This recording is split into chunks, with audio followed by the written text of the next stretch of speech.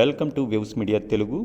గుంటూరు జిల్లా ప్రత్తిపాడు నియోజకవర్గం ప్రత్తిపాడు మండలం తెలుగుదేశం పార్టీ 44వ ఆవిర్భావ దినోత్సవ వేడుకల సందర్భంగా ప్రత్తిపాడు మండలం మేడవారిపాలెం గ్రామం నందు తెలుగుదేశం పార్టీ జెండాను ఆవిష్కరించి పేదల పెన్నిధి బడుగు బలహీన వర్గాల ఆశాజ్యోతి స్వర్గీయ శ్రీ నందమూరి తారక రామారావు విగ్రహ ఆవిష్కరణ వేడుకలు మరియు 10 లక్షల వ్యయంతో నిర్మించిన సీసీ రోడ్లను ప్రారంభించిన ప్రత్తిపాడు నియోజకవర్గ శాసనసభ్యులు డాక్టర్ బూల రామాంజనేయులు. తెలుగువారి ఆత్మగౌరవాన్ని కాపాడటం స్వర్గీయ శ్రీ నందమూరి తారక రామారావు ప్రధాన లక్ష్యం. తక్కువ కాలంలోనే ప్రజల మద్దతుతో ముఖ్యమంత్రిగా ఎన్నికై పలు సంక్షేమ కార్యక్రమాలు చేపట్టారు. అన్నపూర్ణ పథకం, 2 రూపాయల కిలో బియ్యం వంటి పథకాల ద్వారా పేద ప్రజలకు సహాయం అందించారు. పరిపాలనలో పారదర్శకత, అభివృద్ధి దిశగా ఆయన కృషి విశేషం. మొత్తానికి ఎన్టీఆర్ ఒక గొప్ప నటుడు మాత్రమే కాదు, ప్రజల కోసం పనిచేసిన గొప్ప నాయకుడు. తెలుగు ప్రజల గౌరవాన్ని ప్రపంచానికి చాటిన మహానేతగా ఆయన చిరస్థాయిగా నిలిచారు. గ్రామీణ మరియు పట్టణ ప్రాంతాల్లో సమగ్ర అభివృద్ధి, ప్రజల జీవన ప్రమాణాలు పెంపు మరియు మౌలిక వసతులు కల్పించడమే కూటమి యొక్క ప్రధాన లక్ష్యం. కూటమి ప్రభుత్వం అభివృద్ధి మరియు సంక్షేమం అనే ద్వంద్వ లక్ష్యాలతో ముందుకు సాగుతూ రాష్ట్రాన్ని సమగ్రంగా అభివృద్ధి చేయడానికి కృషి చేస్తుంది. గౌరవ రాష్ట్ర ముఖ్యమంత్రి వర్యులు నారా చంద్రబాబు నాయుడు నాయకత్వంలో ఉప ముఖ్యమంత్రి శ్రీ కొణిదెల పవన్ కళ్యాణ్ సహకారంతో గౌరవ విద్యాశాఖ మంత్రి నారా లోకేష్ ఆధ్వర్యంలో రాష్ట్ర అభివృద్ధి మరియు సంక్షేమానికి ప్రగతి పదంలో నడిపిస్తున్నారు.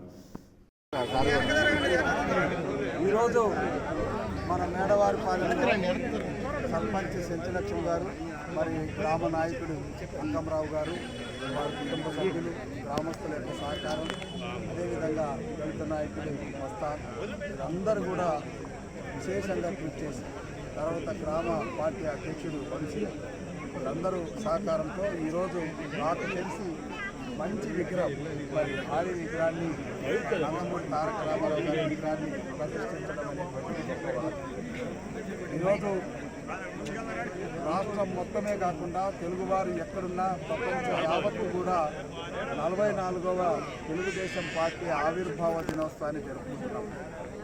ఎందుకంటే ఆ మహానుభావుడు పార్టీని పెట్టినప్పుడు పేదల కడుపు నింపడానికి 2 రూపాయల కిలో బియ్యం పెట్టారు. పేదలు ఉండడానికి పక్కా ఇంటిని నిర్మించి దేశానికి పరిచయం చేసినటువంటి ఉద్యోగస్తులకే కాదు, రిటైర్డ్ అయితే కూలీనాలు చేసుకునేటటువంటి వాళ్ళకి కూడా పెన్షన్ ఇవ్వాలని ఆ రోజు 30 రూపాయలు పెన్షన్ ఇచ్చినటువంటి మహానుభావుడు. ఆడపడుచుల అభవులు కాదు, వారికి కూడా ఆస్తి హక్కు ఉందని ఆస్తి హక్కు కల్పించినటువంటి మహానుభావుడు. స్థానిక సంస్థల్లో రిజర్వేషన్ ఇచ్చినటువంటి అలాంటి మహానుభావుని యొక్క ఆవిర్భావం అంటే ఆయన యొక్క పార్టీ యొక్క ఆవిర్భావం 44 సంవత్సరాలు అయింది. ఈ 44 సంవత్సరాలు ఇంత దిగ్జయంగా ప్రతి గ్రామంలో కూడా ఈరోజు ఎక్కడ పడితే అక్కడ ఆనందోత్సవాలు జరుపుకుంటున్నారంటే ఆ పార్టీని ఎన్టీ రామారావు గారి తర్వాత నడిపించినటువంటి చంద్రత నాయకత్వ లక్షణం ప్రియతమ నాయకుడు నారా చంద్రబాబు నాయుడు. ఆయన మహిళలకు డాక్రా సంఘాలు పెట్టడం కానీ, ఆడపడుచుల ఆత్మగౌరవాన్ని కాపాడడానికి టాయిలెట్లు నిర్మించడం కానీ, ఈరోజు పేదరిక నిర్మూలనకి P4 తీసుకురావడం కానీ, అదేవిధంగా కుటుంబ సంక్షేమానికి సూపర్ 6 పథకాలు ఇవ్వడం కానీ, అదేవిధంగా అభివృద్ధి కార్యక్రమాల్లో రోడ్లు వేయడం కానీ, డ్రైన్లు కట్టడం కానీ, రైతాంగాన్ని ఆదుకోవడానికి గుంటూరు ఛానల్ ఇవ్వడం కానీ, నల్లమడవాగు డ్రైన్ని పునర్నిర్మాణం చేయడం కానీ, ఇవన్నీ కూడా చూస్తే అభివృద్ధి ఒకవైపు, సంక్షేమం ఒకవైపు 2 కళ్ళతో చూస్తున్నటువంటి పైననే ఈరోజు తెలుగుదేశం పార్టీ. దీనికి తిరుగు ఉండదు. ఇక దీన్ని ఢీకొనే శక్తి ఏ పార్టీకి ఉండదు. దీన్ని ఒక రకంగా చెప్పాలంటే మా భావితరం నాయకులు నారా లోకేష్ బాబు గారు కూడా మాకు భావితరానికి నాయకత్వానికి పదవి లేదనేటువంటి విషయాన్ని నిరూపించారు. అతి స్వల్ప కాలంలోనే నాయకత్వ లక్షణాలతో ఎమర్జ్ అయినటువంటి నాయకుడిగా లోకేష్ బాబు ముందున్నారు. మరి అదేవిధంగా మాకు కృష్ణునికి అర్జునుడు తోడున్నట్టుగా మరి పవన్ కళ్యాణ్ గారు కూడా మాతో కలిశారు. వీరిద్దరిని దీవించడానికి మోడీ గారు ఉన్నారు. ఇంకా ఇప్పుడు 2 సంవత్సరాల్లోనే ఇంత అద్భుతమైనటువంటి అభివృద్ధి కార్యక్రమాలు, సంక్షేమ కార్యక్రమాలు చేస్తున్నాం. ఇంకా 3 సంవత్సరాలు కార్యక్రమాలన్నీ పూర్తి చేసి మళ్ళా తెలుగుదేశం కూటమే మళ్ళా అధికారంలోకి వస్తుంది. ఇక ఈ కూటమిని ఢీకొనే శక్తి ఏ పార్టీకి ఉండదని మనం చేసుకుంటూ ఈ అద్భుతమైనటువంటి కార్యక్రమాన్ని జరిపినందుకు గ్రామస్తులందరికీ, మరి మా సెంచలక్ష్మి గారికి, అంకమరావు గారికి, గ్రామ పెద్దలందరికీ పేరు పేరున ప్రత్యేకమైనటువంటి నమస్కారాలు. సభాధ్యక్షులు మన పత్తి ప్రతిపాడు నియోజకవర్గ ప్రోగ్రామ్ కోఆర్డినేటర్ గిద్దుపల్లి వెంకటేశ్వరరావు గారికి, వేదిక మీద ఉన్నటువంటి పెద్దలకు, ఇక్కడ హాజరైనటువంటి పార్టీ నాయకులకు, కుటుంబ సభ్యులందరికీ పేరు పేరున ప్రత్యేకమైనటువంటి నమస్కారం. మన మేడవారి పాలెం పేరులోనే మేడ అంటే ఒక అంతస్తని. ఇక్కడ నివాసం ఉంటున్నటువంటి మనుషులు మంచి మనుషులు, ఆదరించే స్వభావం ఉన్నటువంటి వ్యక్తులు, ఒకరి జోలికి వెళ్ళేటటువంటి వ్యక్తులు కాదు. కేవలం వ్యవసాయము అనుబంధంగా వారి జీవనాన్ని కొనసాగిస్తూ అభివృద్ధినే ఆకాంక్షిస్తూ ఇచ్చిన మాటకు కట్టుబడి ఉండేటటువంటి ప్రజలు మన మేడవారి పాలెంలో ఉన్నారు. ఎందుకంటే నేను ఎలక్షనీరింగ్కి వచ్చినప్పుడు చెల్లెలు ఇక్కడే ఉంది, సర్పంచ్ చెంచలక్ష్మి గారు, అదేవిధంగా తమ్ముడు అంకామరావు గారు, వారి కుటుంబ సభ్యులు మస్తాన్ రావు గారు, మరి అదేవిధంగా మండల పార్టీ అధ్యక్షులు మన గిద్దుపల్లి ప్రసాదరావు గారు, సుబ్బారెడ్డి గారు, పెంటారెడ్డి గారు, అదేవిధంగా మన వెంకటేశ్వరులు, వీళ్ళందరూ కూడా ఈ గ్రామానికి వచ్చాం. అదేవిధంగా వంశీ ఉన్నాడు. ఇక్కడ నాయకులు చాలామంది ఆ రోజు ఒకటే మాట చెప్పారు, మీరు ఎంత వచ్చినా రాకపోయినా ఈ గ్రామం నుంచి మీకు అత్యధిక మెజార్టీ ఇస్తాము. ఆ మాట నిలబెట్టుకున్నారు. ఒకటే ఒకటి అడిగారు, ఇక్కడ మా సోదరులకి రోడ్డు సౌకర్యం లేదు, ఆ రోడ్డు ఇవ్వాలి అని. ఆ రోడ్డు కోసమే చెల్లెలు అన్నా నేను రేపు 2వ తేదీ నాడు దిగిపోతాను, మనం మాట ఇచ్చాం, ఇంకా 3 సంవత్సరాలు ఉన్నా నేను వెళ్ళే లోపల ఆ రోడ్డు వేయాలని కోరితే 15 లక్షల రూపాయలు ఇచ్చి ఆ రోడ్డుని కంప్లీట్ చేశాం. మీరు వదిలితే కదా, వదలరు ఇద్దరు. అంకమరావు అంటే ఆయన. సరే, ఇక అంకమరావుల గురించి మనం మాట్లాడాలంటే ఒక రైతు బిడ్డ, మట్టినే నమ్ముకున్నటువంటి ఒక మహనీయుడు. ఈరోజు తండ్రి తాత ఇచ్చినటువంటి 5 ఎకరాలు కూడా కౌలుకిచ్చి టౌన్లకు వెళ్ళేటటువంటి మనస్తత్వం ఉన్నటువంటి రైతు బిడ్డలు ఉన్నటువంటి ఈ వ్యవస్థలో తనకొచ్చినటువంటి పొలమే కాదు, 200 300 ఎకరాలైనా ఒంటి చేత్తో వ్యవసాయం చేసేటటువంటి ఒక కృషి వలుడు అంకమరావు. ఎందుకంటే మా తాత వ్యవసాయదారుడు, మా నాన్న, మా తమ్ముడు, మా కుటుంబం అందరూ కూడా వ్యవసాయం చేస్తాం. నేను కూడా వ్యవసాయం చేసే వచ్చా. వ్యవసాయం అంటే చాలా ఇష్టం. అందుకే అంకమరావులో నేను ఎప్పుడు చూసినా ఒక రైతును చూస్తాను. మన నియోజకవర్గ స్థాయిలో పదవులు ఇవ్వాలన్నప్పుడు అందరూ గ్రామ పార్టీ అధ్యక్షులు, అదేవిధంగా అన్ని 5 మండలాల అధ్యక్షులు ఏకకంఠంగా అంకమరావు గారినే మనం రైతు నాయకుడిగా గుర్తించాలి, ఆ పదవి ఆయనకి ఇవ్వాలి అన్నప్పుడు ఆ పదవిని ఇవ్వడం జరిగింది. తప్పకుండా పదవి ఆయనకు వస్తుంది. అంటే ఈరోజు మన గ్రామంలో ఒక అద్భుతమైనటువంటి కార్యక్రమాన్ని జరుపుకుంటున్నాం. నందమూరి తారక రామారావు గారి విగ్రహాన్ని కూడా ఆజామాయిషిగా పెట్టకూడదు, ఒక భారీ విగ్రహాన్ని పెట్టాలని మా చెంచులక్ష్మి కోరి, అంకమరావు గారు కూడా నేను అట్లా ఇట్లా చేయను, ప్రోగ్రాం చాలా చక్కగా చేస్తాను, మీరు తప్పకుండా రావాలి అన్నారు. అయితే దురదృష్టవశాత్తు మొన్న ఎమ్మెల్యేలు కబడ్డీ మ్యాచ్లో కాస్త కాలు ఇబ్బంది పెట్టింది. 30 రోజులు రెస్ట్ తీసుకున్నా, ఇంకా 15 రోజులు రెస్ట్ కావాలన్నా చెల్లెలు ఏర్పాటు చేసిన ఈ కార్యక్రమం, ఒక మట్టిని నమ్ముకున్నటువంటి ఒక రైతు బిడ్డగా ఆయన ఏర్పాటు చేసిన ఈ కార్యక్రమానికి రావాలి, వచ్చి తీరాలని చాలామంది డాక్టర్లు చెప్పారు. మరి ఆయన ఎన్టీఆర్ విగ్రహం అంటే 10 అడుగులు ఉంటుంది, దానికి నిచ్చెనలు ఉంటాయి, నువ్వు ఎలా ఎక్కుతావని. ఆయనే ఎక్కిస్తాడులే చూద్దామని ఎక్కితే అలాగే ఎక్కేసాడు. కాబట్టి ఆ విగ్రహంలో ఆ శక్తి ఉంది. ఆయన కారణ జన్ముడు. మీరు ఒక్కసారి గమనించాలి, పెద్దలు చాలామంది ఉన్నారు. స్వతంత్రం వచ్చిన తర్వాత తెలుగుదేశం పార్టీ ప్రారంభించడానికి ముందు ప్రజలకు ఉన్నటువంటి హక్కులు ఏంటో ఒక్కసారి మనం చూడండి. ముఖ్యంగా పేదలు, అన్ని వర్గాల్లో పేదలు ఉంటారు, ఎస్సీలు ఎస్టీలే కాదు, ఉన్నత వర్గాల్లో కూడా పేదలు ఉంటారు. పేదలు ఉండేటటువంటి వారికి ఇచ్చిన కార్డు తెల్ల కార్డు. ఆ రోజు తెల్ల కార్డుకి ఏమిచ్చారో ఒక ఒక్కసారి గమనించండి, కొర్రలు ఇచ్చారు, జొన్నలు ఇచ్చారు, నూకలు ఇచ్చారు. అంటే పేదలు తినేది ధనవంతులు తినేటటువంటి అన్నంతో సమానంగా ఉండకూడదు అన్నది ఆ రోజు 50 సంవత్సరాలు పరిపాలన చేసిన కాంగ్రెస్ బుద్ధి.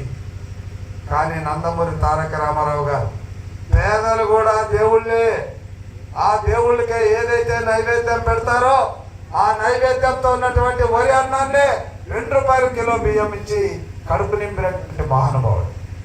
మరి 50 సంవత్సరాలు పరిపాలన చేసిన కాంగ్రెస్ కి బుద్ధి ఎందుకు రాలేదు? ఆయనకి ఎందుకు వచ్చిందంటే మనుషుల గురించి ఆలోచించేటటువంటి వ్యక్తి. అదేవిధంగా అప్పటి వరకు పేదలకి ఇళ్ళు అంటే తాటాకులు గుడిసెలు, 4 గుంజలు 10 తాటాకులు ఇస్తే అదే గుడిసె, అందులోనే ఉండాలి. ఎవరైనా చుట్ట కాలిసిపోతే కాలిపోతుంది, పెద్ద గాలి వస్తే ఎగిరిపోతుంది. అల్లుడిని సంక్రాంతికి పిలవాలంటే భయం, కొత్తగా పెళ్లి చేయాలంటే ఎక్కడ పట్టుకోవాలో తెలియదు. ఎక్కడో స్కూల్ మిద్దరి మీదనో లేకపోతే ఎవరైనా స్నేహితుల యొక్క ఇళ్ళలోనో అడుక్కొని కొత్తగా పెళ్ళైనటువంటి వాళ్ళకి శోభనం చేసేటటువంటి దుస్థితి. అలాంటి దుస్థితి పేదలకు పోవాలని ఆలోచించినటువంటి మహానుభావుడు నందమూరి తారక రామారావు గారు. దేశానికే మొట్టమొదట పక్కా ఇల్లు ఇచ్చినటువంటి ఘనత ఎన్టీ రామారావు గారిది. మరి అదేవిధంగా కాదు, ఆడపడుతులకు ఆస్తి హక్కు ఇచ్చారు. ఇకపోతే ఉద్యోగస్తులకు మాత్రమే పెన్షన్ ఉండేది ఆ రోజు. కానీ కాయ కష్టం చేసి 60 సంవత్సరాలు దాటినటువంటి వాళ్ళకి, అదేవిధంగా దేవుడే చిన్న చూపు చూస్తే డిజేబుల్డ్గా ఉన్నటువంటి దివ్యాంగులకు, అదేవిధంగా దేవుడు తక్కువ చేసి భర్తను పోగొట్టుకున్నటువంటి ఒక చెల్లికి పెన్షన్ ఇవ్వాలని ఆలోచన చేసినటువంటి మహానుభావుడు నందమూరి తారక రామారావు గారు. ఆ రోజుల్లో 30 రూపాయలు ఇచ్చాడు. ఆ 30 రూపాయలని చంద్రబాబు నాయుడు గారు 75 రూపాయలు చేశాడు. ఆ 75 రూపాయలని రాజశేఖర రెడ్డి గారు వచ్చిన తర్వాత 200 చేశాడు. ఆ 200 చేసి ఇట్లా అన్నారు వాళ్ళు. ఆ 200ని 2000 చేసింది చంద్రబాబు నాయుడు గారు. ఆయన ఇట్లేమన్నా 200గా వాళ్ళు ఇట్లా అన్నారు. కానీ 2000 ఇచ్చినటువంటి చంద్రబాబు నాయుడు ఎక్కడ చెప్పుకోవాలి? చేసిన పని ఎప్పుడూ చెప్పుకోరు. మా సెంచులకి అక్కలాగా అది మాట్లాడమంటే మాట్లాడదు, అంతే పని చేస్తూ ఉంటారు. అక్కమరావు కూడా అంతే, చంద్రబాబు నాయుడు గారు కూడా.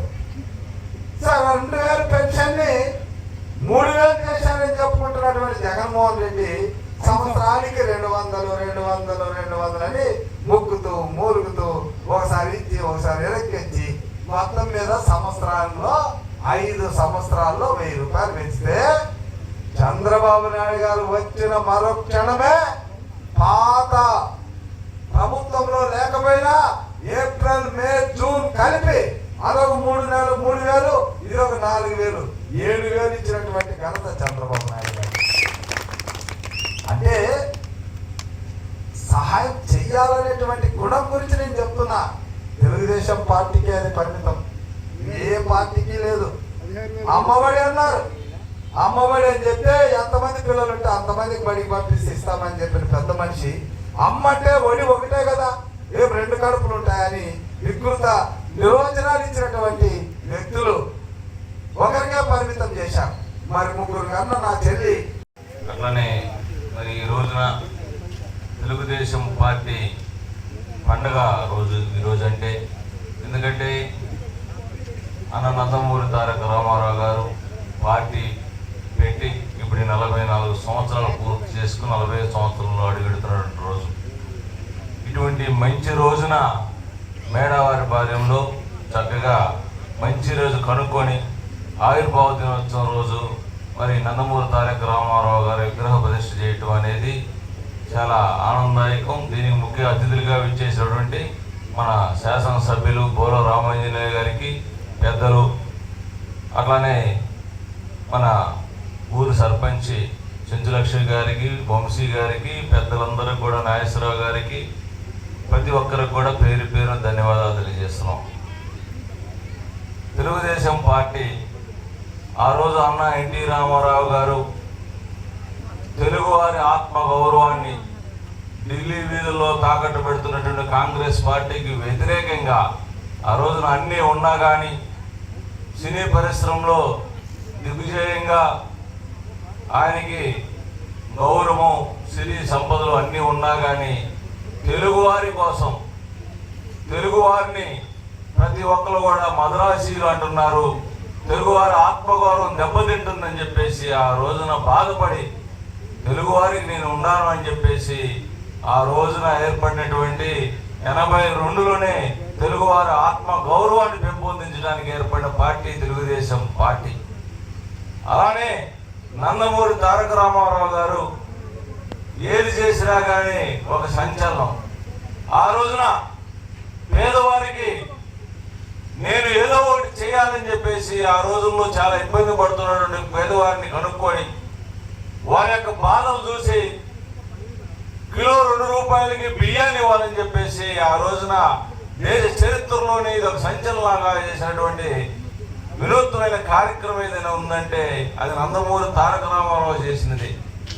అలానే మనతో పాటు సమాన హక్కులు కలిగినటువంటి మహిళలకి మన వాటాలో సగం వాటా ఇవ్వాలని చెప్పేసి ఆస్తి హక్కులో సగం వాటా కల్పించినటువంటి దక్కుదల కూడా తెలుగుదేశం పార్టీని ఎన్టీ రామారావు గారికి దక్కుతుందని చెప్పేసి తెలియజేస్తున్నాం.